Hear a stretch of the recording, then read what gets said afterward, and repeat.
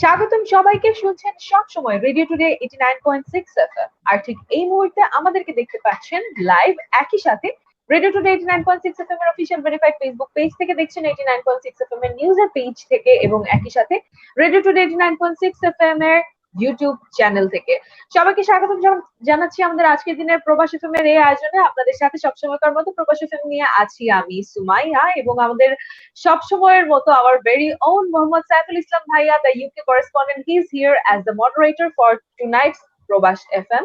And আমাদের মাঝে উপস্থিত আছেন আমাদের যুক্তরাজ্য প্রবাসী দুজন বিশিষ্ট ব্যক্তিবর্গ, যাদের পরিচয় আপনারা ইতিমধ্যে কিন্তু পেয়েছেন। তারপরেও আরো একবার I would like to take the honor to introduce Dr. Syed Jewel Ahmed, chemical engineer consultant to the petrochemicals industry.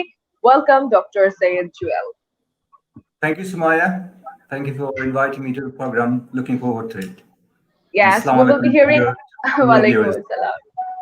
We'll be hearing a lot from you, and of course, we have Mr. Shafi Chaudhary, CEO, Medi Prospects AI Limited. Welcome to the show, Mr. Shafi Chaudhary. Well, thank you so much, Maya, for inviting me here. Through you, I would like to convey my salam to our viewers. Good evening and adab.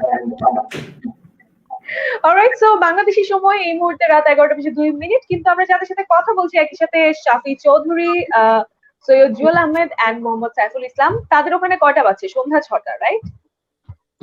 G.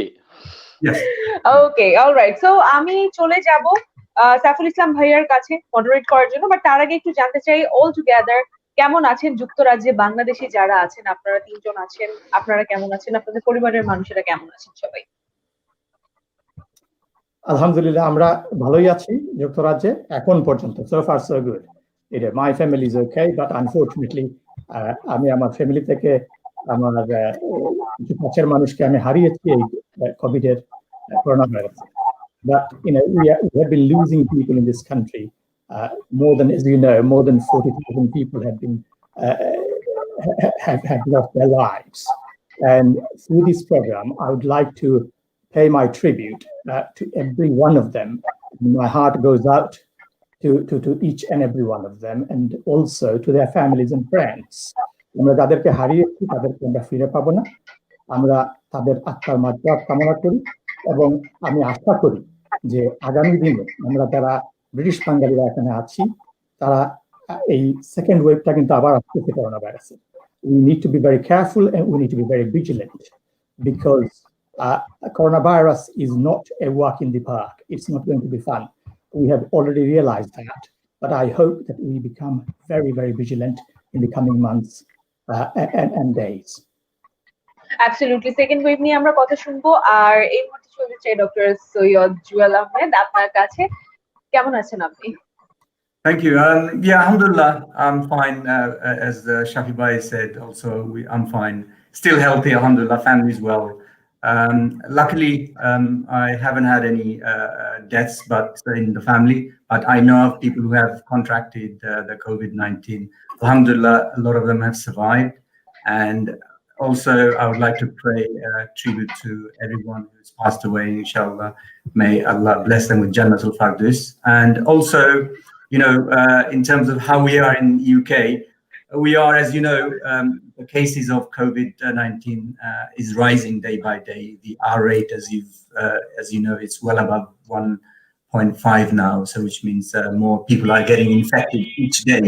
So we need to be, the population, everybody worldwide, need to be cautious and listen to the advice of the health professionals. And at the same time, I'd like to pay tribute to all the doctors and the other health professionals who are taking care of us during this pandemic. We in England before, if you remember, used to clap all the doctors and nurses and healthcare professionals on every Thursday. This is stopped now, but we are still grateful to them. We still clap for them. We still clap for them from our heart every day. Absolutely. Correct. Alright, sure. আমরা আপনাদের থেকে আরো কথাবার্তা শুনবো এবং এই মুহূর্তে যারা আমাদের সাথে জয়েন ইন করে আছেন, আমাদেরকে দেখছেন, আপনাদেরকে বলতে চাই যে কোনো রকমের প্রশ্ন যদি আপনাদের থাকে, আপনাদের যুক্তরাজ্যে প্রবাসী বাঙালি যারা আছেন তাদের কাছে কোনো প্রশ্ন, তাদের কাছে কোনো জানতে চাওয়া, কোনো হেল্প চাওয়া, এনিথিং এন্ড এভরিথিং আপনারা কিন্তু জানাতে পারেন আমাদেরকে, কিংবা আপনার কোনো মেসেজ যদি কনভে করতে হয় আপনার যুক্তরাজ্যের প্রবাসী কোনো আত্মীয় স্বজন, ভাই বন্ধু যে কারো কাছে, আপনি কিন্তু সেটা করতে পারেন সিম্পলি আমাদেরকে কমেন্টের থ্রুতে। আরো একবার বলতে চাই, আপনারা দেখছেন live radio today 89.6 official verified Facebook page থেকে, দেখছেন রেডিও টুডে 89.6 নিউজের পেজ থেকে, এবং একই সাথে আমাদের রেডিও টুডের অফিসিয়াল ইউটিউব চ্যানেল থেকে। আমি এবার একটু সাইফুল ইসলাম ভাই আপনার কাছে জানতে চাইবো আমাদের আজকের দিনের আলোচনার এজেন্ডা কি। আমাদের সাথে শাফি চৌধুরী আছেন, ডক্টর সাইদ জুয়েল আহমেদ আছেন। আপনার কাছে জানতে চাই আজকের দিনের এজেন্ডা। ধন্যবাদ সুমাইয়া, বরাবরের মতো চমৎকার উপস্থাপনার মাধ্যমে আমার দর্শকদেরকে পরিচয় করে দিয়েছেন। আমি বরাবরের মতো আপনাকে ধন্যবাদ জানাচ্ছি। আমার যে দুজন দর্শক, সরি, বরাবরই আমি আমার সম্মানিত দর্শকদের মাঝে যে দুজন সম্মানিত অতিথি আমাদের মাঝে আছেন, আমি বলতে চাই প্রথমত আমি অনেক ধন্যবাদ তাদেরকে যে তারা আসলে এই সানডের এই ব্যস্ততম দিনে তারা একটা অবসরের সময় তারা আমাদের সাথে আসেন, আমি তাদেরকে বিরক্ত করি, অবশ্যই আমি তাদের কাছে কৃতজ্ঞ। তো আজকে আমরা যে বিষয়টা নিয়ে আলোচনা করতে যাচ্ছি যে ব্রিটিশ অর্থনীতি, আমরা জানি যে ইউনাইটেড কিংডম আমরা কিন্তু দ্বিতীয় যে ঢেউ, সে ঢেউয়ে কিন্তু আমরা আক্রান্ত। আমরা ব্রিটিশ অর্থনীতি এবং পশ্চিম অর্থনীতি বা ইউরোপের যে অর্থনীতি বেশ খানিকটা নাজুক বলা যেতে পারে, এবং এই পরিবর্তনশীল অর্থনীতিতে আমাদের কি করণীয়, এই সমস্ত বিষয় নিয়ে আমি চেষ্টা করবো আমার দুজন সম্মানিত অতিথির কাছ থেকে আজকে রহস্য উদ্ঘাটনের জন্য। আমি চেষ্টা করবো তাদের কাছ থেকে অনেক ডিফারেন্ট প্রশ্নের মাধ্যমে করার জন্য। আমি মাঝে দিয়ে একটু বলে রাখি, কারণ আমাদের মাঝে যে দুজন অতিথি আছেন তাদের দুজনের কিন্তু আরো কিছু পরিচয় কিন্তু আছে, যেটি আমি একটু জানাতে চাই আমার দর্শকদেরকে। যেমন আমাদের সাথে ডক্টর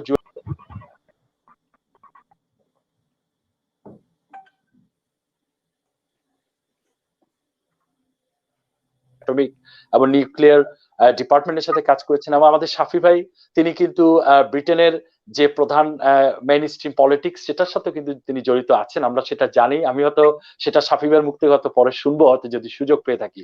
যাই হোক, আমি কথা না বাড়িয়ে আমি চলে যাই আজকে মূল প্রসঙ্গে।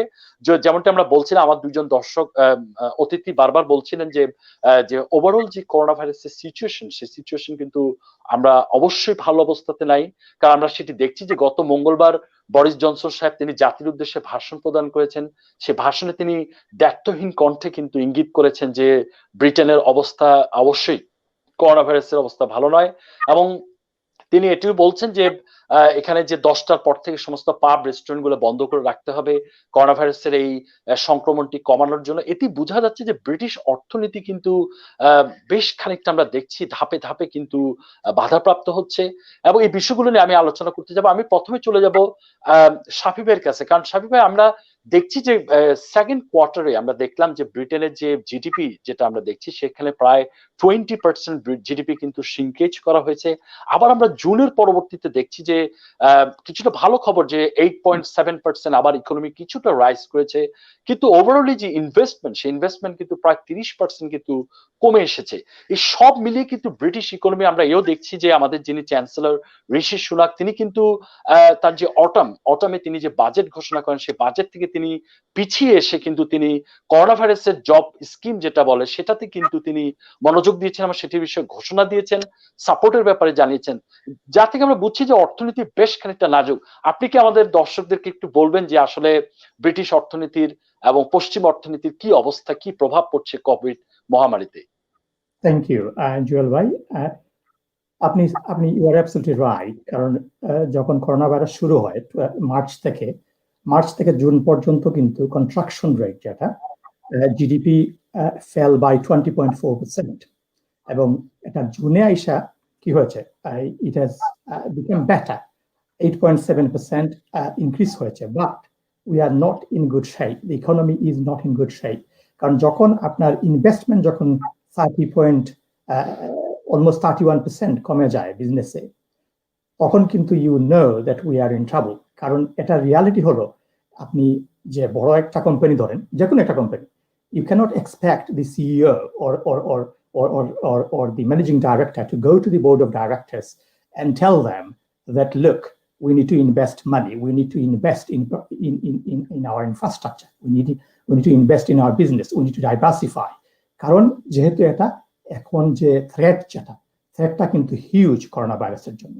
না আমাদের যে আনএমপ্লয়মেন্ট রেট যেটা আনএমপ্লয়মেন্ট রেট কিন্তু হিউজলি বেড়ে যাচ্ছে। আপনি দেখাচ্ছেন যে করোনা ভাইরাসের শুরু পরে এই যে ফার্লো স্কিম দিয়ে আমরা যে কি হয়েছে 1.2 million businesses asked for support, which was very unprecedented. Almost 9 million people were furloughed. এখন যে ঋষি সুনাক যে স্টেটমেন্ট দিয়েছেন কয়েকদিন আগে, এখন আমরা কিন্তু 31st of অক্টোবরের পরে এই ফার্লো স্কিম শেষ হয়ে যাচ্ছে। শেষ হওয়ার পরে কি হচ্ছে, এটা জব সাপোর্ট স্কিম দেয়া হবে। তো জব সাপোর্ট স্কিমে কিন্তু যে সাপোর্টটা আগে যেটা ছিল যখন শুরু হয়েছিল ফার্লো স্কিম, এটা কিন্তু অনেক অনেক অনেক কমে যাবে, very less.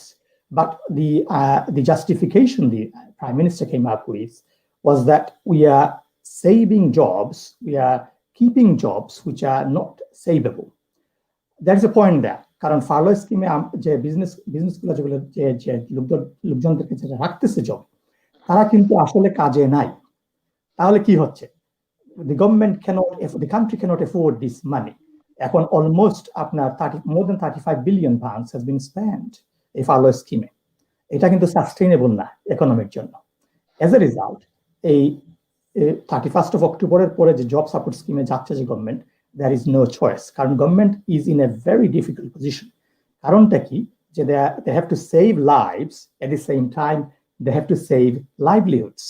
এখন এই যে দুইটার যে ব্যালেন্স যেটা, এটা very difficult at the moment. R the other problem we have, যে যদি করোনা ভাইরাসটা যদি কন্ট্রোলে চলে আসতো, যেমন জুনের পরে দেখাচ্ছেন আপনি ইকোনমি শিফট করেছে ভালোর দিকে, কিন্তু তখন আশা ছিল যে ইকোনমি আবার ভালো হয়ে যাচ্ছে যেহেতু করোনা ভাইরাস সিচুয়েশনটা ভালো হচ্ছিল। এখন যেহেতু আবার আমরা করোনা ভাইরাস খারাপের দিকে যাচ্ছে, nobody knows what the future hold, and unless we have a viable vaccination, যেটা আনসার্টেন, এই ভায়াবল ভ্যাকসিনেশন যতদিন পর্যন্ত আসবে না ততদিন পর্যন্ত কিন্তু the country will remain uncertain, the people of the country will remain uncertain, and uncertainty is the worst enemy for any businesses, any households. আপনি ঘরেই যদি আপনার কি থাকে, আনসার্টেন থাকে, দেখবেন এটা পরিবারের সদস্যদের জন্য ভালো না। সো আপনি যদি কান্ট্রিটাকে ধরেন এজ এ হোল, যে একটা ফ্যামিলি, আমরা ফ্যামিলি হিসাবে, তাহলে দেখতেছেন যে আমরা কিন্তু পুরো একটা দেশ আনসার্টেনিটির মধ্যে দিয়ে যাচ্ছে, এবং এই আনসার্টেনিটিটা শেষ হবে না যতক্ষণ পর্যন্ত আমরা অ্যাটলিস্ট ওই যে ভ্যাকসিনেশন, এটা অক্সফোর্ডের বলেন অথবা ইম্পেরিয়ালের বলেন, যে কোনো একটা ভ্যাকসিনেশন যদি আমরা পাই যেটা কাজ হয়, তাহলে কিন্তু we can see the future. Right now we can't see the future. Shafi ভাই, আমি আসলে একটা প্রশ্ন এখান থেকে মানে আমি জিজ্ঞাসা করতে যাচ্ছি, সেটা হচ্ছে যে আমার প্রশ্নটা ছিল আসলে এরকম যে আমরা দেখছি যে ব্রিটিশ অর্থনীতি বা পশ্চিম অর্থনীতি, আমরা জানি ব্রিটেন পৃথিবীর 5ম বা 6ষ্ঠ বৃহৎ অর্থনীতির একটি দেশ, এবং এই অর্থনীতিটি যদি বাধাপ্রাপ্ত হচ্ছে এই করোনা ভাইরাসের, বা এই যে একটি হিমশিম খাচ্ছে অর্থনীতি, এটির প্রভাব, আমার যেহেতু দর্শকরা বাংলাদেশে আছেন, তারা আসলে অনেকেই জানতে চান যে তারা করোনা ভাইরাস থেকে বেঁচে থাকতে যাচ্ছেন, ঘরে থাকতে তো খেতে হবে, তাদের তো অর্থনীতি থাকতে হবে। অর্থনীতি যদি না থাকে, আমার দেশের মানুষ 18 কোটি 20 কোটি মানুষ, তারা কিভাবে বেঁচে থাকবে? এই যে অর্থনীতিটা, পশ্চিম অর্থনীতিটা আপনার বাধাপ্রাপ্ত হচ্ছে, এবং বাংলাদেশে যে আমরা জানি এক্সপোর্ট যে গার্মেন্টস বা এগুলো সবকিছু কিন্তু বেশিরভাগই আমরা জানি পশ্চিম অর্থনীতির উপর নির্ভরশীল, সেখানে কেমনটা প্রভাব পড়বে বলে আপনি মনে করেন? আচ্ছা, হিউজ। কারণ আপনি যদি দেখেন যে বাংলাদেশের যে গার্মেন্টস ইন্ডাস্ট্রি এক্সপোর্ট যেটা 50% ইজ টু দি ইউরোপিয়ান ইউনিয়নের দেশের সাথে 50%। এখন আপনি যদি দেখেন যে এই রিয়ালিটিটা কি হলো, $3.1 বিলিয়ন যে কি যেটা এই অর্ডার ক্যান্সেলেশন হয়ে গেছে। এটার ডাইরেক্ট ইম্প্যাক্টটা কি, বাংলাদেশে আপনার মোর দেন 1 million people have almost lost their jobs এই গার্মেন্টস ইন্ডাস্ট্রিতে। এবং গার্মেন্টস ইন্ডাস্ট্রিটা বাংলাদেশে আমি যতটুকু জানি 80% এক্সপোর্টের যে কি যেটা 80%। এখন এখানে যদি এই হিউজ একটা ইম্প্যাক্ট পড়ে এই পার্সেন্টেজের, ইউরোপিয়ান ইউনিয়নের যেহেতু আপনার 50% আপনি এক্সপোর্ট করেন, এটা যদি বাধাগ্রস্ত হয়, ক্যান্সেলেশন হয়, then Bangladesh will have a huge impact, as will every other country. The reality is this. আপনি দেখেন, আমি নিজের কথা যদি বলি, আমি আমার অফিসে যাই না আজ 6 মাস যাবত অলমোস্ট। তাহলে আমি যখন অফিসে যাব না, তখন কিন্তু আমার ওই স্যুটের আর দরকার নেই, স্যুট পরার দরকার নেই, স্যুট চেঞ্জের দরকার নেই। এটাই হলো রিয়ালিটি। কাপড় মানুষ কিনতেছে না, মানুষ এখন কি, মানুষ বাঁচার জন্য লড়াই করতেছে। মানুষ এই চিন্তা নাই, যেহেতু মেজরিটি মানুষ এখন ঘর থেকে কাজ করতেছে, home working. As a result আপনার কি হচ্ছে যে তাদের আর বাইরে যাওয়ার দরকার নেই, বাইরে না যেতে হলে কাপড় চোপড় কিন্তু কেনারও দরকার নেই। এটার ইম্প্যাক্টটা কিন্তু বাংলাদেশের মতো দেশে ডাইরেক্ট ইম্প্যাক্ট হচ্ছে না। What are the solutions? এখানে কিন্তু আপনার যে বাংলাদেশের কি করতে হবে, আমরা এখানে বলি যেটা ব্রিটেনে এখন শুরু হয়েছে, আপনার অনেক আগেই শুরু হয়েছিল, but the process has now has increased hugely. আমরা বলি যে ইকোনমিক ডিপ্লোমেসি। ইকোনমিক ডিপ্লোমেসিটা কি? যে ব্রিটিশ যত আপনার কি আছে, এমবেসি আছে ওভারসিজ কান্ট্রিগুলোতে, ব্রিটিশ অ্যাম্বাসেডারদেরকে প্রত্যেককে টাস্ক দেওয়া হচ্ছে যে you need to bring in business for the country. এই জিনিসটা কিন্তু বাংলাদেশের, আমি আশা করি, আমি শিওর যে বাংলাদেশ গভর্নমেন্ট করতেছেন, বাট এটা they have to increase it in an exponential way. Why? কারণ ইকোনমিক ডিপ্লোমেসি ছাড়া বাংলাদেশের মতো দেশের এই যে ক্ষতি যেটা হচ্ছে, এটাকে কাটিয়ে ওঠা বিরাট একটা প্রশ্নবোধক চিহ্ন থাকবে। আর রিয়ালিটিটা হলো কি, আমরা আপনার স্ট্যাটিস্টিক্স দিতে পারি, আপনি স্ট্যাটিস্টিক্স দিয়েছেন, আমি আপনাকে স্ট্যাটিস্টিক্স দিচ্ছি, বাট এই স্ট্যাটিস্টিক্সের পেছনে কিন্তু প্রত্যেকটা মানুষ কিন্তু একটা লাইভলিহুড, আপনি ওই যে 1 মিলিয়ন মানুষ যে বাংলাদেশে গার্মেন্টস এর মানুষ যে জব হারাচ্ছেন, that's lives and livelihoods and families, প্রত্যেকটা ফ্যামিলিতে। এবং আমি দেখেছি যে বাংলাদেশে কিন্তু মহিলারা গার্মেন্টস এ জড়িত, which is absolutely brilliant. But এই মহিলারা যদি আপনার জব হারান, তাহলে এটার ইম্প্যাক্টটা কি? প্রত্যেকটা ফ্যামিলিতে কিন্তু every number has a story to tell. Now Bangladesh needs to send very very smart people যারা আপনার ইন্টারন্যাশনাল বিজনেস বুঝেন। জি শফি ভাই, আমি এই মজার বিষয়টা তো অবশ্যই আসবো, কারণ এটা আমার পরের সেশন আমার এই কোশ্চেনটা থাকবে আপনার কাছে। আমি জানি এখানে এআই যে আর্টিফিশিয়াল ইন্টেলিজেন্স, সে আর্টিফিশিয়াল ইন্টেলিজেন্স নিয়ে এবং যারা যুব সমাজ আছে তাদের ব্যাপারে আমার আরো অনেক প্রশ্ন আছে আপনার কাছে। যেহেতু আজ পেয়েছি, আমি চেষ্টা করব যতটুকু সম্ভব আপনার কাছ থেকে জানার জন্য। আমি একটু চলে যাই আমাদের জুয়েল ভাইয়ের কাছে, ডক্টর জুয়েল ভাইয়ের কাছে। জুয়েল ভাই, আপনার মাইক্রোফোনটা যদি একটু উঠে নেন। জুয়েল ভাই, আমরা যেটা দেখছি যে আমরা তো শুনছি যে অর্থনীতির কথা, অর্থনীতি বাধাপ্রাপ্ত, হিমশিম খাচ্ছে, বা বিভিন্ন বিষয়গুলো আমরা শুনছি। আমি একটি বিষয় আপনার কাছে একটু জানতে চাই, কারণ হচ্ছে আমরা যদি একটু খেয়াল করি যে ম্যানুফ্যাকচারিং বা ইন্ডাস্ট্রিয়ালাইজ যে বিজনেস বা যেটাই আমরা করি না কেন, সেখানে কিন্তু যেটা আমাদের শাফি ভাই একটু বললেন যে ইকোনমিক বেস যে ডিপ্লোমেসি, এই সবগুলো কথার মধ্যে একটি জিনিস যে করোনা ভাইরাসের দ্বিতীয় ঢেউ এসেছে, কে জানে যে এটা তৃতীয় ঢেউ আসবে না, চতুর্থ ঢেউ আসবে না। এই যে ঢেউয়ের পর ঢেউ আসছে, একটি দেশের সাথে আরেকটি দেশের বর্ডারটা ক্লোজ হয়ে যাচ্ছে, সার্বিকভাবে এখানে কিন্তু সাপ্লাই চেনটি বন্ধ হয়ে যাচ্ছে। ইকোনমিতে সাপ্লাই চেন যদি বন্ধ হয়ে যায়, এটি কিন্তু একটা বিশাল ধরনের ইম্প্যাক্ট কিন্তু যে কোনো দেশের অর্থনীতিতে নিয়ে আসবে। এই বিষয়টি আপনি যদি একটু আমার দর্শকদেরকে একটু বলেন, তাহলে আমি বেশি আনন্দিত হব, please. Thank you, Shafil Bhai. I know we've discussed long discussion about this subject.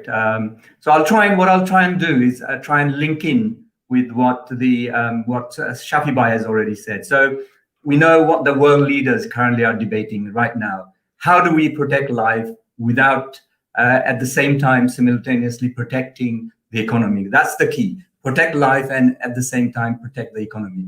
So at the moment, as Shafi Bhai already said, vaccine is the most best prospect for overcoming current pandemic and returning to normal life. So obviously, vaccine, we just don't want to produce any vaccine. We need to produce a safe and effective vaccine for human human injection. So the key question I'll pose is in terms of supply chain is the world ready to produce billions of doses of COVID-19 vaccine? Is the world ready? Is the world geared up? So vaccine, inshallah, will come within. আমি ওই প্রসঙ্গটাতে আসবো, ওই প্রসঙ্গটাতে আমি আপনাকে প্রশ্ন করব পরে। আপনি সাপ্লাই চেইনটা নিয়ে আমাদের বলেন। জি, absolutely. So vaccine is one stage. There's manufacturing and distribution. So all three are needed. So in terms of supply chain, normally we have established technologies which we can replicate and use existing know-how. Different companies can use each other's know-how and get it done. And normally, in normal circumstances, we have flexibility in the process. However, in this pandemic times, as you've mentioned, we face significant problems from global problems. So it needs a global solution because as we know, the whole world is connected. So closed borders is a big issue. So supply chain will be interrupted by closing borders because every time, as you know, in the UK, and I'm sure we're having in Bangladesh, government putting restrictions on populations. You cannot do this, you cannot do that. At the moment in UK, you cannot go out after 10 p.m. So closed borders will mean that the raw materials for the production of vaccines will basically be interrupted. Other restriction will be international travel restrictions. We need qualified staff to basically work in engineering companies, pharmaceutical companies. So qualified staff need to be in the right place at the right times. There will be transportation issues. Company staff members going off sick because there is localized COVID outbreak. Quarantine, isolation, we've heard of all these 14-day quarantine. This will disrupt the whole chain. And also there will be bottlenecks in the process. What I mean by bottlenecks is that, inshallah, once the vaccine is developed, we will go into production. We can produce huge amounts of doses, but if the vaccine is not distributed to the areas where it's needed, for example, hospital, doctor's surgery, then you will have bottlenecks. So you can see, we already seen the difficulties the government faced during the PPE crisis, personal protection equipment. If you remember in the UK, and also I remember in Bangladesh as well, there was huge problems sourcing the PPE and other medical supplies from other countries. I know an example, if you remember, we had a shipload of PPE stuck in Turkey. They could not ship that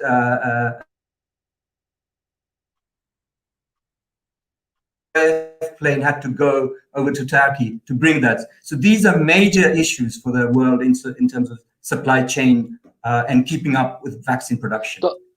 তবে জুয়েল ভাই, আমার যে প্রশ্নটা হচ্ছে আসলে এখান থেকে আমাদের সলিউশনটা কি? আমরা আসলে কি করতে পারি যে বাংলাদেশ বা যুক্তরাজ্য আমাদের আসলে প্রোঅ্যাক্টিভলি আমাদের কি করা উচিত বলে আপনি মনে করেন?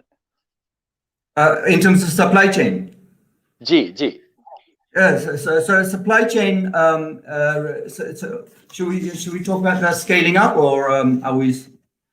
No, আমি আসলে সাপ্লাই চেইনটা নিয়ে বলছি যে আসলে যাই হোক, আমরা যেটা দেখছি যে ব্রিটিশ অর্থনীতিতে আমরা দেখছি যে তারা আসলে প্রথমে বুঝতে পারেন এই পিপি বা পিপিসির ব্যাপারে, পরবর্তীতে কিন্তু তারা প্রোঅ্যাক্টিভলি এটা একটা টাস্ক ফোর্স করেছে, তারা এটার আগে ভাগে কিন্তু তারা সেটা আমদানি করেছে বা ইস্যু। আচ্ছা, আমি আসবো জুয়েল ভাইয়ের কাছে, আবার আমি একটু চলে যাই শাফি ভাইয়ের কাছে, যেহেতু সময় বেশ দ্রুত আগাচ্ছে। আমি আসবো শাফি ভাইয়ের কাছে। আমার প্রশ্ন হচ্ছে, শাফি ভাই, আমরা দেখছি United Nations funds for population activities, বা আমি যদি বলি ইউনাইটেড নেশনস এখন যেটা নাম দিচ্ছে তারা পপুলেশন ফান্ডস, তাদের তথ্য অনুযায়ী আমরা দেখছি যে বাংলাদেশ কিন্তু 160 মিলিয়ন একটি দেশ, 7ম ঘনবসতিপূর্ণ একটি দেশ, এবং এই দেশটিতে আমরা দেখছি যে প্রায় 15 থেকে 24 বছরের যে মানুষ, তাদের প্রায় 20% হচ্ছে 15 থেকে 24 বছরের মানুষ। এটা কিন্তু একটা বিগ অ্যামাউন্ট, এটা একটা massive large number demographic group. আমি যেটা বলবো যে এদের ব্যাপারে আপনি যদি একটু কিছু একটা মেসেজ যদি দেন, এদেরকে কিভাবে আমরা মানব সম্পদে পরিণত করতে পারি, যেটি আপনি বলছিলেন যে টেকনোলজিক্যালি যদি আমরা ডেভেলপ না করি তাহলে কিন্তু আসলে এই যে করোনা ভাইরাসের এই পরিবর্তনশীল অর্থনীতিতে কিন্তু আমরা টিকতে পারবো না। আমাদেরকে কিন্তু দক্ষ শ্রমিক তৈরি করতে হবে। আপনি কি একটু বলবেন যে আর্টিফিশিয়াল ইন্টেলিজেন্স বা এই পুরো বিষয়টা নিয়ে যদি আপনি একটু সংক্ষেপে আমাদেরকে বলেন প্লিজ, আমার ইয়াং জেনারেশনের জন্য। আপনি মাইক্রোফোনটা উঠিয়ে নেন, শাফি ভাই, মাইক্রোফোনটা উঠিয়ে নেন। জি, শোনা যাচ্ছে এখন। জি, এখন যে চেঞ্জ যেটা আসতেছে এখন আপনার ওয়ার্ল্ডে, এই করোনা ভাইরাস কিন্তু it is a wake up call for everyone. এখন ব্রিটিশ বাঙালি বলেন আর বাংলাদেশের বাঙালি বলেন, আপনি বলেছেন যে বাংলাদেশের যে young generation 16 to 24 year old, they could be turned into an asset, huge asset. কারণ রিয়ালিটিটা হলো কি, এখন পর্যন্ত বাংলাদেশ যে হিউজ অ্যামাউন্ট অফ রেমিটেন্স পায় কিন্তু বিভিন্ন দেশের শ্রমিকদের কাছ থেকে, বাঙালি শ্রমিকদের কাছ থেকে। ওয়ার্ল্ড ব্যাংক যেটা বলেছে যে এই যে কিটা বাংলাদেশের যে রেমিটেন্স, এটা কিন্তু অলমোস্ট 20% লেস আর্ন করবে বাংলাদেশ এই বছর, which is equivalent to almost $4 billion। না, তাহলে এই যে আপনার হিট যেগুলো আসতেছে এবং মিডিল ইস্টে যে আমাদের যে শ্রমিক ভাইয়েরা আছেন, বাঙালি ভাইয়েরা আছেন, তারা কিন্তু প্রচন্ড কষ্ট করেন ওখানে। না, রেজাল্টটা হচ্ছে কি মিডিল ইস্টে করোনা ভাইরাসের জন্য কিন্তু প্রচুর মানুষ, বাঙালি মানুষকে কিন্তু ফেরত পাঠিয়ে দেবে এবং অলরেডি এটা শুরু হয়ে গেছে। তাহলে আপনার অল্টারনেটিভ মার্কেটটা আপনাকে ক্রিয়েট করতে হবে এবং এই অল্টারনেটিভ মার্কেটটা কিন্তু এবং অল্টারনেটিভ যে ওয়ার্ক ফোর্স ক্রিয়েট করতে হবে আপনাকে। এই শ্রমিক না পাঠায়া বিভিন্ন দেশে যদি আপনি শ্রমিক পাঠাতে থাকেন, but you need to have an alternative market, alternative source of income. How do you create that? আপনি যদি দেখেন যে artificial intelligence, as a result of artificial intelligence, people are worried that huge amount of people will be losing jobs. And that's the reality. By 2030, worldwide, 15% of the population, working population, will lose their jobs. That's the reality. Now, that's the scary story. In real life, between 75 million to 375 million people will be losing their jobs. Among 400 to 800 million people will be displaced from their jobs. That is the reality. It's all a scary story. Now, what is the joy? What is the good story behind it? প্রচুর মানুষ ভয় পাচ্ছে যে artificial intelligence. Now, the reality is this. As a result of artificial intelligence, by 2030, the world's GDP will be increased by almost 15%. How? এই যে আপনার যে smart Holmes বলেন আর আপনার যে রোবোটিক অটোমেশন বলেন, আপনাকে একটা এক্সাম্পল দেই। Huge amount of data is being created age we speak, huge amount of data. তাহলে কি করতে হবে যে বাংলাদেশে যে 16 to 24 ইয়ার ওল্ড যারা আছেন তাদেরকে আপনি ডেটা সায়েন্সের ট্রেনিং দেন, আপনি আর্টিফিশিয়াল ইন্টেলিজেন্সের ট্রেনিং দেন, আপনি সাইবার সিকিউরিটিতে ট্রেনিং দেন। আপনি জানেন যে hacking has now become a world wide phenomenon. আপনার দেশে, আমি বাংলাদেশে আমাকে যেতে হবে না, এই যে বাংলাদেশ ব্যাংক থেকে। শাফি ভাই, আমি এখানে আপনাকে একটু ইন্টারঅ্যাক্ট করি। সেটা হচ্ছে যে এআই নিয়ে কথা হচ্ছিল এবং আপনি স্কিল ডেভেলপ করা নিয়ে কথা বলছিলেন। কোয়ারেন্টাইনের যে পিরিয়ডটা আমরা ছিলাম প্রায় 4 মাসের মতো সবাই ঘরে বন্দি, এই টাইমটাকে কিন্তু বলা হচ্ছিল golden period to develop someone skill. But আপনি একজন এক্সপার্ট হিসেবে আপনার কাছে কি মনে হয় ঘরে বসে এই 4 মাসে অনলাইনে কোর্স করে ঠিক কতটুকু নিজের স্কিল ডেভেলপমেন্ট করা মানে প্র্যাকটিক্যালি সম্ভব? এবং যদি সম্ভব হয় সেক্ষেত্রে যদি আপনি কোনো ওয়ে সাজেস্ট করতেন এই মুহূর্তে আমাদেরকে যারা দেখছেন, তারা হয়তো উপকৃত হতে এই ক্ষেত্রে। Online education is the key now.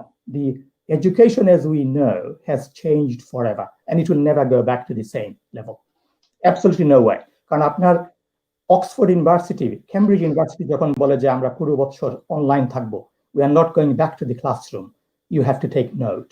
এবং 4 মাসের আপনি যে এক্সাম্পল দিয়েছেন, এখন কিন্তু এডুকেশন যে আগে ছিল কি আমি ডিগ্রি করব, এই সাবজেক্টে করব, ওই সাবজেক্টে করব। একটা স্যাড রিয়ালিটিটা হলো এখন ব্রিটেনে বলেন আর বাংলাদেশে বলেন, universities are not, unfortunately, with greatest respect to the academia and the greatest respect to the academic, universities right now are not fit for purpose, not for this country, not for Bangladesh. কারণটা হচ্ছে কি এখন পর্যন্ত university কিন্তু যে training দিচ্ছেন তারা, they are creating jobs for yesterday, not for today, not for tomorrow. Now they need to create jobs for tomorrow. By 2030, the automation jobs that will be created around the world, I'm afraid I work with universities in this country and I have seen academic, unfortunately, do not have any clue what is happening on the ground.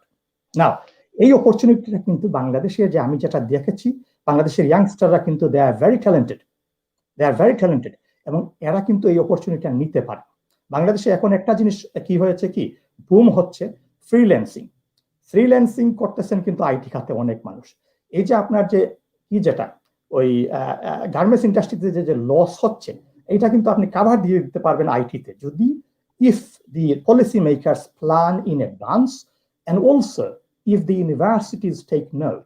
কারণ আপনি যদি ইউনিভার্সিটিতে, এখন কি হয়েছে, আমি কয়েকদিন আগে এখানে আমার এক আত্মীয়, উনি বলতেছে, আমাকে অ্যাডভাইস চাচ্ছে যে উনি অ্যাকাউন্টেন্সিতে, উনার ছেলেকে অ্যাকাউন্টেন্সিতে পড়াবেন এবং উনার মেয়ে ব্যারিস্টার হবে। তাই আমি বললাম যে দেখেন, উইথ গ্রেটেস্ট রেসপেক্ট, আপনি যে প্রফেশন নিচ্ছেন, আপনি কি জানেন যে accountancy profession is going to be it is going to be having huge problem, কারণ automation will take over quite a lot of accountancy jobs. এবং সফি ভাই, আমি আসছি আপনার কাছে, কারণ এত মজার আলোচনা যে আসলে শুনতে শুনতে আমাদের আসলে 1 ঘন্টার প্রোগ্রাম যথেষ্ট নয় এই বিশদ বিষয়ে আলোচনা করার জন্য। তবে আমি যেটি বুঝছি, যে আমি যে প্রশ্নটা আসলে করেছিলাম, যে যুব সমাজ যারা আছে, যে ইয়াং জেনারেশন, তারা কিন্তু একটা ওয়ার্ল্ডের সম্পদ, এবং তারা কিন্তু ওয়ার্ল্ডের অনেক কিছু চেঞ্জ করতে পারে। আমি ঠিক যেমনটি দেখছিলাম ওয়ার্ল্ড ইকোনমিক ফোরামে, আমরা দেখছি যে তারা কিন্তু কোভিড অ্যাকশন প্ল্যাটফর্ম তারা তৈরি করেছে। সেই প্ল্যাটফর্মে আমরা খেয়াল করেছি যে এই যে ইয়াং জেনারেশন, তারা ইয়াং জেনারেশনদেরকে 3টা অবজেক্টিভসে কিন্তু তারা কাজ করাচ্ছেন, যেমন build knowledge, amplify trusted information, increase collective action.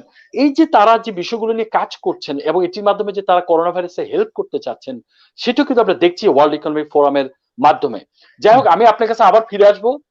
আমি চলে যাচ্ছি একটু ডক্টর জুয়েল ভাইয়ের কাছে। জুয়েল ভাই, আমি জানি আপনাকে যে ক্লাস পেয়েছি, আমি আমার জুয়েল ভাইয়ের কথা বলতেই আমি আসলে এই কমেন্ট গুলো না নিলেই নয়, আমাদের কাছে বেশ কিছু রিলেভেন্ট কমেন্টস এসছে, আমার মনে হয় আমাদের একটুখানি নেওয়া দরকার, এবং it's like quite on the page with our guest doctor Syed Jewel Ahmed. তো ইসমাম আহমেদ একদম আমার মনে হয় যিনি ইসমাম আহমেদ, উনি যে প্রশ্নটি করছেন, ঠিক আমার প্রশ্নটি মনে হচ্ছে যে উনি ওখান থেকে আমার দর্শক বসে বসে দেখছেন। আমি যে প্রশ্নটি করতে যাচ্ছি, যে জুয়েল ভাইয়ের কাছে, জুয়েল ভাই, আপনি যেহেতু আপনি কেমিক্যাল ইঞ্জিনিয়ার, আমি আজকে আপনাকে পেয়েছি, আমি প্রশ্নটি অবশ্যই করব, এই লোকটা আমি সামলাতে পারছি না। সেটা হচ্ছে the engineering challenges of scaling up the UK vaccine manufacturers, যে কথাটি আপনি বারবার বলতে চাচ্ছিলেন। আমি খুব দুঃখিত, আপনাকে প্রথম সেশন আমি স্টপ করেছি। আপনি এই বিষয়টা নিয়ে যদি একটু বলেন আমার দর্শকদেরকে, যে আসলে ভ্যাকসিন তো আসবে, কিন্তু সব মানুষের দৌড়গোড়ায় সেটি পৌঁছে দেওয়ার জন্য আমরা কি আসলে উৎপাদন পদ্ধতিতে আমরা কতটুকু প্রস্তুত, এই বিষয়টি যদি আপনি একটু আপনার অভিজ্ঞতাতে আমাদের দর্শকদেরকে একটু বলেন প্লিজ।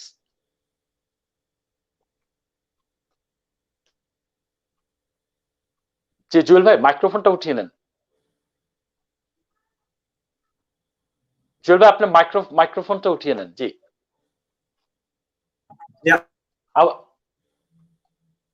আবার উঠিয়ে নেন মাইক্রোফোনটাতে, আমরা শুনতে পাচ্ছি না আসলে। জুয়েল ভাই, আপনি মাইক্রোফোনটা উঠিয়ে নেন, মাইক্রোফোনটা জাস্ট আপনি আনমিউট করে নেন।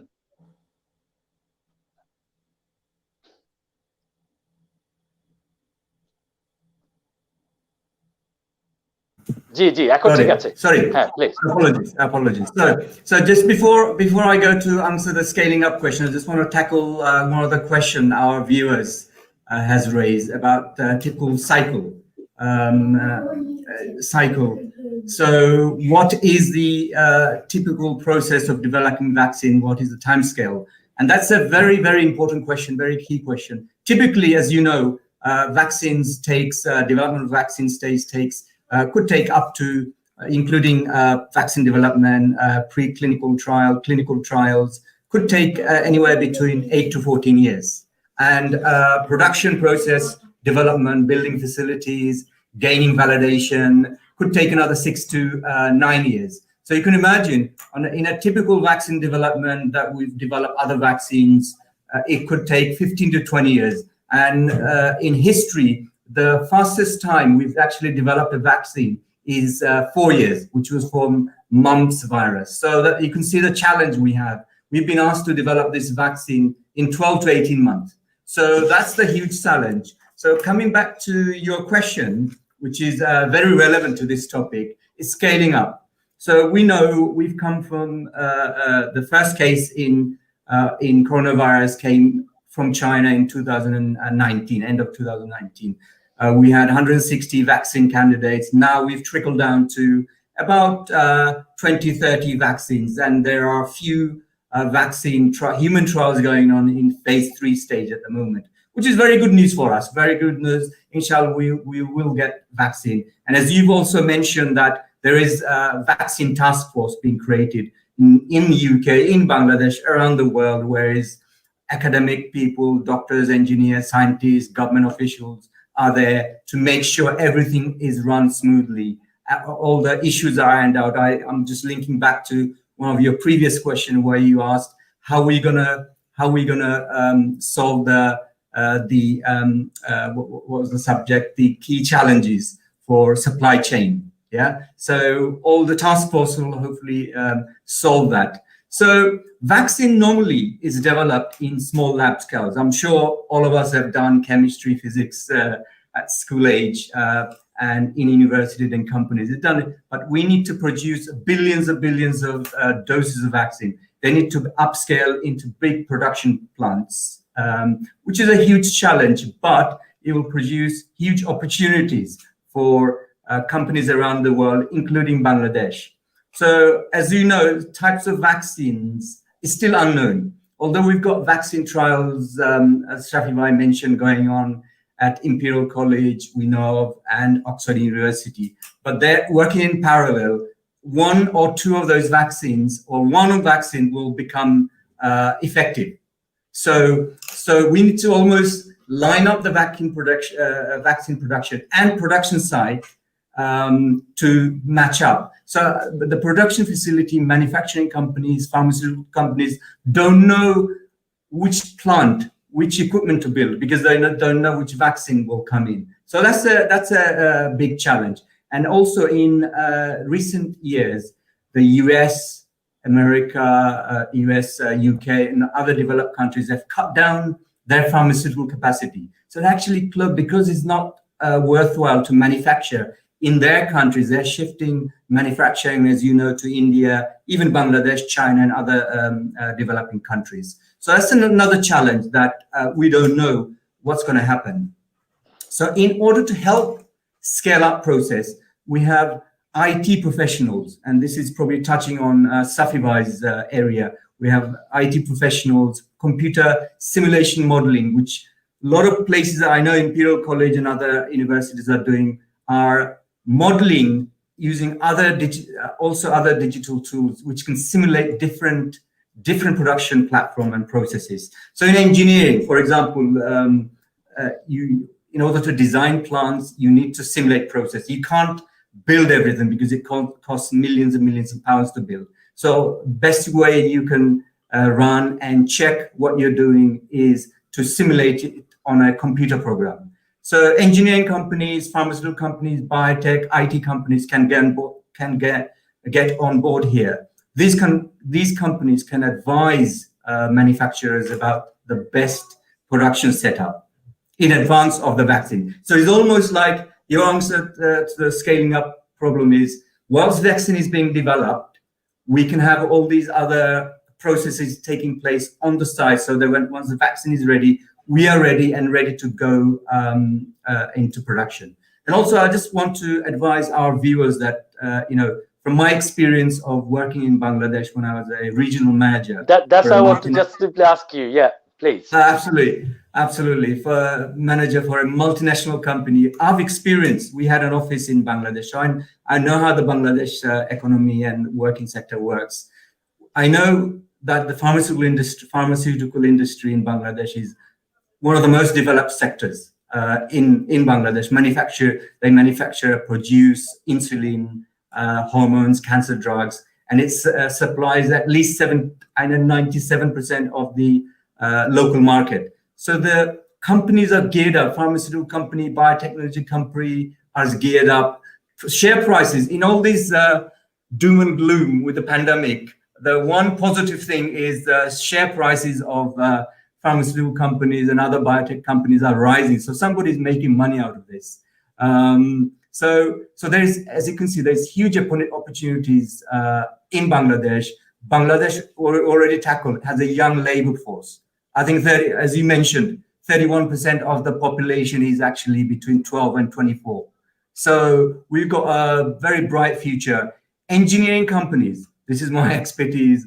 I know from the inside knowledge that engineering companies can get involved in equipment manufacture and vessel manufacturing. We can provide qualified staff to various places around the world. So there is huge opportunities, for when vaccine is developed. So hopefully, inshallah, vaccine will be ready. We can get into production and distribution. So there is lots of opportunities for companies in Bangladesh. Thank you so much Jewel ভাই। আমি আপনার কাছে আবার আসবো আপনার conclusion. আমি আবার একটু চলে যাই সাফি ভাইয়ের কাছে। সাফি ভাই, যে আলোচনাটা আমরা করছিলাম যে আসলে আমাদের হাতে কিছু সময় আছে এখন, আমি যদি কুইক একটু আলোচনাটা করে ফেলি, কারণ আমি আপনাদের দুজনকে আজকে পেয়েছি, এটি আমি চাচ্ছি যত কোশ্চেন করা যায়। শাফি ভাই, আমার একটা কোশ্চেন হচ্ছে এরকম যে আমরা দেখছি, আমি যেমনটি বলছিলাম একটু আগে, যে ওয়ার্ল্ড ইকোনমিক ফোরামে আমরা দেখেছি তারা Covid response Reliance for self entrepreneurs তাদেরকে নিয়ে কাজ করছে। তারা বড় 50টি বড় বড় অর্গানাইজেশন তারা একসাথে কাজ করছে, প্রায় 15,000 সেলফ এন্টারপ্রেনারশিপ যারা করছেন তাদেরকে প্রমোট করছেন, সাপোর্ট করছেন, এবং তারা বলছেন যে 1.5 বিলিয়ন মানুষ এই across the 190 countries they will be benefited for this kinds of project. So what you advise, আপনি আসলে কি বলতে চান এই আমার এই দর্শকদের জন্য? যেমনটা আমরা জুয়েল ভাইয়ের কথা থেকে শুনছিলাম যে আমাদের মেইন ফোকাসটা হচ্ছে শুধু ইয়াং জেনারেশন, আমরা তাদেরকে উজ্জীবিত করতে চাই, তাদের কাছ থেকে আমরা কিছু পেতে চাই। আপনি একটু বলেন প্লিজ। না, এই যে জুয়েল ভাই বলছেন যে we have bright future. Bangladeshi youngsters have bright future, provided that we plan ahead. We plan to be successful. We do not plan to be a failure. কারণ আপনি যদি সাকসেসফুলি প্ল্যান না করেন তাহলে কিন্তু আপনি ইমপ্লিমেন্টেশন করতে পারবেন। Opportunity is there, but you need to grab it with both hands. কারণ এখানে কিন্তু এই যে অপরচুনিটি গুলো যে আছে, এর মানে এই না যে এই অপরচুনিটি গুলো আপনার জন্য রেখে দেওয়া হয়েছে। You have to fight for it, you have to fight for it and you have to show that you are worth it. কারণটা কি আপনাকে দেখাই, আপনি যখনই আপনি যে কোনো কোম্পানি, ওয়ার্ল্ডের যে কোনো business, what they want to see, they want to see value for money and they want to save money. Now, what will happen as a result of coronavirus? প্রত্যেকটা কোম্পানি, এটা আপনার ব্রিটেনের বলেন, আমেরিকার বলেন অথবা ইউরোপের বলেন, they will come to a country like Bangladesh, কারণ এখানে ইয়াং পপুলেশন আছে, ব্রাইট ইয়াংস্টাররা আছে, to save money. এখন এখানে যদি দেখা যায় যে তারা they can save money, then they will come to you. And the best example is garments industry. বাংলাদেশে কেন আসে এই কোম্পানিগুলো, বড় বড় কোম্পানিগুলো? Because they know they can save money and they can make money as a result. Now youngster যারা আছেন আপনার, তাদেরকে ওই যে আইটি খাতটা, এবং আরেকটা খাত হলো আপনার যে কি যেটা হেলথ কেয়ার। হেলথ কেয়ারে আপনি ইন্ডিয়াকে বলা হয় নার্স মেকিং ফ্যাক্টরি। ইন্ডিয়াকে nurse making, there was an article in the Guardian newspaper long time ago, about 10 years ago, and the headline read nurse making factory. কারণটা কি? এরা কিন্তু ইন্ডিয়া থেকে নার্স পাঠাচ্ছে ব্রিটেনে, অস্ট্রেলিয়াতে, কানাডাতে, নিউজিল্যান্ডে, এবং আইটি ওয়ার্কার পাঠানো হচ্ছে ইন্ডিয়া থেকে, huge amount of IT worker পাঠানো হচ্ছে আমেরিকাতে। The same modality, the same model can be followed by Bangladesh, but provided that provided we have got a market ready to, and we have got the workforce ready to go there. কারণ আপনি কিন্তু যদি just যান, আপনি যে আমার মানুষ আছে, আমার ইয়াংস্টাররা আছে, but are they ready for job, are they ready to take on the challenge? That's the question you need to ask. কারণ আমার কোম্পানি যেটা Mediprospects AI, artificial intelligence, we specialize in artificial intelligence, এবং we provide support. এখানে NHS এ আমরা একটা কাজ করতেছি, এবং কিছুদিন আগে আমরা দেখা যাচ্ছি যে এনএইচএস কে আমরা দেখা যাচ্ছি যে as a result of robotic automation, এখানকার এনএইচএস এর বাজেট হলো অ্যারাউন্ড 120 বিলিয়ন। প্রত্যেকটা এনএইচএস এর throughout the country there are more than 1257 NHS trusts. প্রত্যেকটা এনএইচএস এর ট্রাস্ট যদি আপনার রোবোটিক অটোমেশন ফলো করে, তাহলে ওই বাজেট যে 120 বিলিয়নের বাজেট যেটা, এটা কমে আসবে 12.7 বিলিয়ন। সাফি ভাই, আমি ফাঁকে একটা প্রশ্ন করি, কারণ হচ্ছে আমি বিষয়টা একটু অন্যভাবে নেই। সেটা হচ্ছে যেহেতু আমার যারা ইয়াং জেনারেশন আছেন, তারা আসলে রোবোটিক অটোমেশন সাউন্ড গুলো শুনলে, শব্দগুলো কিন্তু তাদেরকে খুব প্রলুব্ধ করে। কিন্তু কথাটা হচ্ছে আসলে আমার যারা গ্রামে যারা বাস করেন, যারা মফস্বলে বাস করছেন, আমার যারা যুব সমাজ যারা বাংলাদেশে আছেন, যারা ঢাকা শহরে আছেন, তারা হয়তো আমাদের কথাগুলো বুঝছেন, বা এটা আমি যে বিষয়টি আসলে বলতে যাচ্ছি যে তারা কিন্তু খুবই স্মার্ট। বাংলাদেশের ইয়াং জেনারেশন, তারা এখন স্মার্টফোন চালায়। আমি দেখেছি তারা স্মার্টফোন, বিভিন্ন রকমের প্রযুক্তিতে তারা কিন্তু বেস্ট, সোশ্যাল মিডিয়াতে তারা এখন তৎপর। আমি সেটি বলতে যাচ্ছি যে তারা আসলে তাদের যে গতানুগতিক যে সামনে পরিবর্তনশীল অর্থনীতি আসছে, আমরা কিন্তু নিউ নর্মাল একটা লাইফে যাচ্ছি। আমরা কিন্তু, আপনি যেমনটি বলছিলেন যে এখানকার ইউনিভার্সিটি গুলো এখনো ট্রেডিশনাল পদ্ধতিতে কিন্তু পড়াচ্ছে, সেটি কিন্তু সামনের দিনগুলোতে কিন্তু আমরা দেখছি যে এখানে ঘরে বসে কাজ করা লাগছে, ঘরে বসে পড়ালেখা করা লাগছে, ঘরে বসে ব্যবসা চালানো হচ্ছে, এই আইনি সেবা দেওয়া হচ্ছে। এই সমস্ত বিষয়গুলো কিন্তু টেকনোলজিতে ডেভেলপ না হলে কিন্তু হবে না। No. এবং আপনি একটু উদাহরণ এনেছেন যে পার্শ্ববর্তী দেশ থেকে কিন্তু প্রচুর আসে। বাংলাদেশের ব্যাপারে আপনি কি একটু বলবেন যে এরকম কোন স্পেশালি কোন যদি স্পেশালাইজড ওয়েতে যদি বাংলাদেশের পার্সপেক্টিভে কিছু করা যেত তাহলে কি ভালো হতো কিনা, আপনি কি মনে করেন বা কি সাজেশন আপনার? হ্যাঁ, দুটো জিনিস হলো গিয়ে কি বাংলাদেশে আমি এই যে বুয়েট যে ইউনিভার্সিটি আছে তারা ভেরি গুড ইউনিভার্সিটিস বাংলাদেশে, যারা ওই যেখানে ব্রাইট ইয়াংস্টাররা আছে কিন্তু টেকনোলজিক্যাল যারা আইটি পড়তেছে, বাট ওইখানে করতে হবে গিয়ে কি আপনার ওই যে মেশিন লার্নিং বলেন আর আর্টিফিশিয়াল ইন্টেলিজেন্স বলেন, রোবোটিক অটোমেশন বলেন, এই স্পেশালাইজ সাবজেক্ট গুলোকে পড়াতে হবে আপনার, এবং পড়াতে হবে কোন বেসিসে, not just on the basis of books. কারণ আমরা কিন্তু ওই যে একাডেমিয়া এবং industrial experience is completely different. এই যে রিয়েল ওয়ার্ল্ড আর একাডেমিয়া ইজ ডিফারেন্ট। আপনার ওই যে university will have to produce youngsters who are ready to take on the job. আপনি যদি জবে ভালো না হন আর ফার্স্ট ক্লাস পান আপনি এই machine learning A, it's not going to work. It's a combination of the university with the industry is the key. এখন বাংলাদেশের জন্য কি স্পেশাল করা যায়, বাংলাদেশের জন্য যেটা করা দরকার আপনার আমি মনে করি প্রথমত হলো আপনার পলিসি মেকার যারা আছেন, policy maker, government, universities, students, parents will have to come together. And যারা আপনার বাংলাদেশের কিন্তু অ্যাসেট হলেন গিয়ে যারা বিদেশে আছেন, যারা ইংল্যান্ড বলেন, আমেরিকাতে বলেন, হিউজ পপুলেশন আমাদের কিন্তু বাঙালি, ব্রিটিশ বাঙালি বলেন, আমেরিকান বাঙালি বলেন, ওনারা কিন্তু হেল্প করতে পারেন, because they have got huge expertise.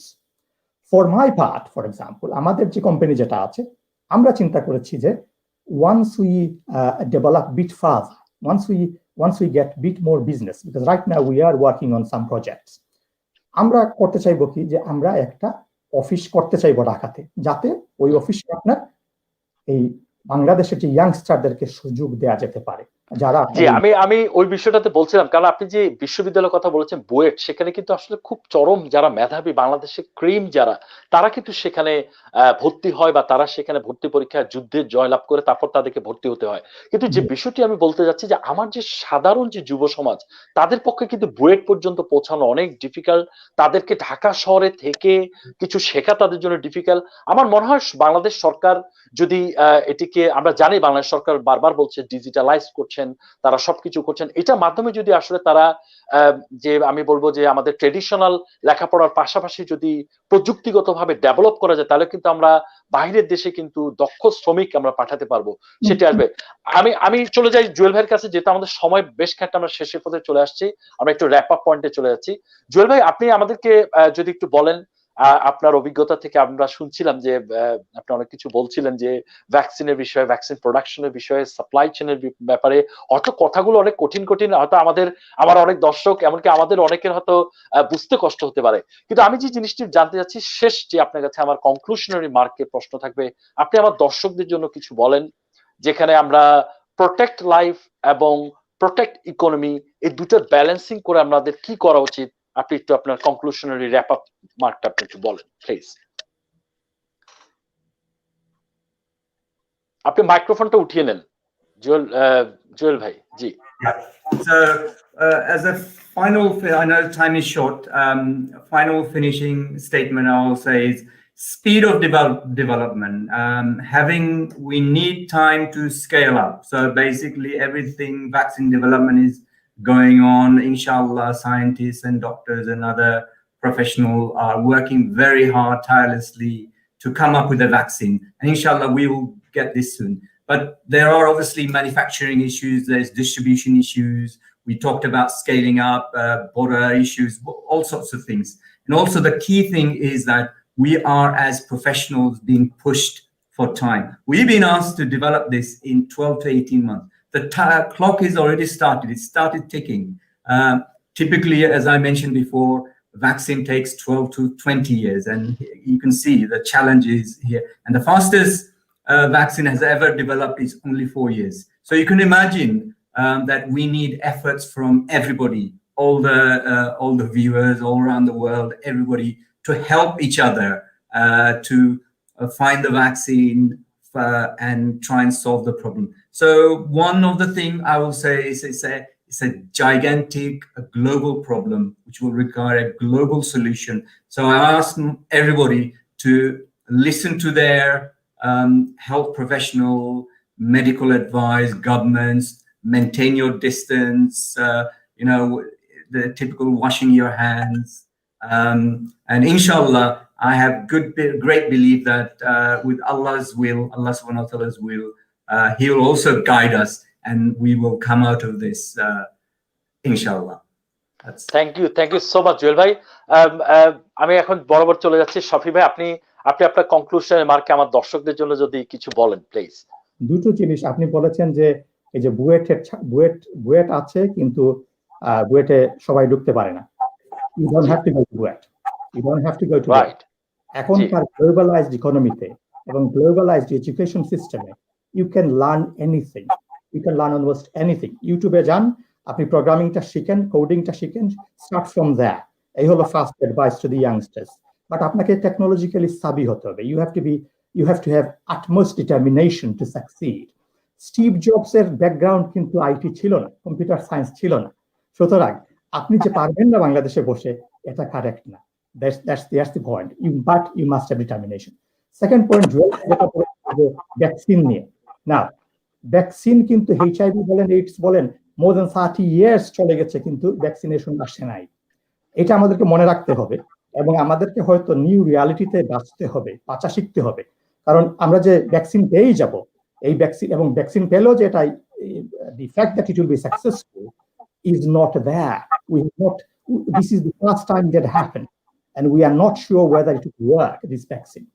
Therefore, what we need to do is to look out for each other. We need to look out for each other's safety and security, and also each other's prosperity, because now is the time now is the time to rise above petty thinking and think about community, think about the country, and that's the most important bit. Now, if we don't look out for each other, end of the day, every family is losing someone now. I know quite a lot of families in this country who have lost loved ones. So they are someone's father, someone's daughter, someone's son. And the fact that it did not come to you, don't bet on it. Don't bet on it that it did not come to you. Therefore, আমি যেটা বলবো যে আপনারা সবাই আমরা একে অন্যকে সাহায্য করি, একে অন্যকে বাঁচাই এবং আমরা নিজেরা বাঁচি। এবং as far as the economy is concerned, the same applies. আর আমি বাঁচা মানি যে সবকিছু ঠিক, দিস ইজ নট কারেক্ট। আপনিও বাঁচেন ইকোনমিক্যালি, আপনার পাশের নেইবারকে বাঁচতে সাহায্য করেন। জি, চমৎকার শাফি ভাই, ভেরি মাচ থ্যাংক ইউ। আমি আসলে খুব সংক্ষেপে বলে আমি র্যাপ আপ করে দিচ্ছি। আমার সুমাইয়া সে কনক্লুশনে চলে যাচ্ছে। প্রোগ্রাম আমরা একদম শেষের পথে চলে আসছি। আপনাদের দুজনকে আমার তরফ থেকে অনেক ধন্যবাদ যে দুজনেরই সব কথার শেষ কথা একটাই, সেটা হচ্ছে আমাদেরকে সাবধান থাকতে হবে। সাবধানের কোনো মাইন্ড নাই, যে একটি বাংলা ভাষায় একটি কথা বলে যে আমাদেরকে সবাইকে নিরাপদ থাকতে হবে, নিরাপদ দূরত্ব বজায় রাখতে হবে এবং একটি জিনিস মনে রাখতে হবে যে পরিবর্তনশীল যে অর্থনীতি আসছে, আপনি মাথা থেকে ঝেড়ে ফেলে দেন যে সামনে কিন্তু নিউ নরমাল আসছে। আপনি আর আগের যা করছেন তাই আপনি করে যাবেন, যা করছিলেন তাই করবেন, এমনটি ভাবার কোনো কারণ নাই। নিজেকে প্রস্তুত করুন, তৈরি করুন সামনের পরিবর্তনশীল অর্থনীতির জন্য। এবং আমার অভিজ্ঞ যারা সম্মানিত যারা আজকে অতিথি ছিলেন, তারা কিন্তু তাই বারবার বলতে চেয়েছেন যে সময়ের তালে এগিয়ে যান, strike while the iron is hot.